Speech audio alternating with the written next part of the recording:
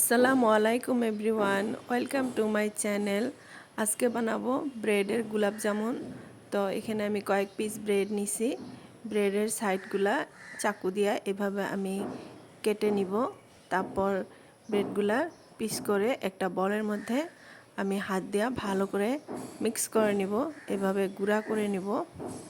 তারপর এখানে 1 চামচ ঘি আর একটু গাখির দিয়া আমি ব্রেডটা ভালো করে মিক্স করে আটার মতন করে একটা ডো বানিয়ে নিব।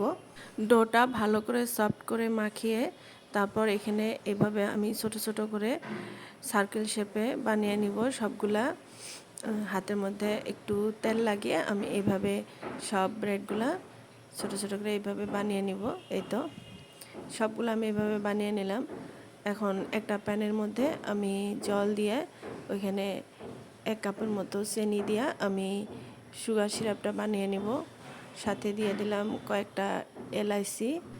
সুগার সিরাপটা একটু সময় ধরে একটু জাল করে নিলেই রেডি হয়ে যাব। যখন আঠালো একটা ভাব এসে যাব তখন রেডি হয়ে যাব।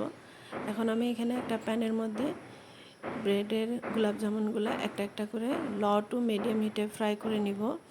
বেশি হাই হিটে ফ্রাই করব না, নাহলে ভিতরে কাঁচা থেকে যাবে আর বাইরে পুড়ে যাবে। এভাবে লাল করে একটু লো হিটে আস্তে আস্তে ফ্রাই করে তুলে নিব। তারপর এই সুগার সিরাপটার মধ্যে আমি ব্রেডের গোলাপ জামুনগুলো ভিজিয়ে রেখে মিনিমাম 1 ঘন্টার মতো রেখে দিব। রেসিপিটা যদি ভালো লাগে আপনাদের কাছে তাহলে একটা লাইক করে দিবেন, আর যদি নতুন হন তাহলে চ্যানেলটাকে সাবস্ক্রাইব করে দিবেন। এই তো রেডি হয়ে গেলো আমাদের গোলাপ জামুন।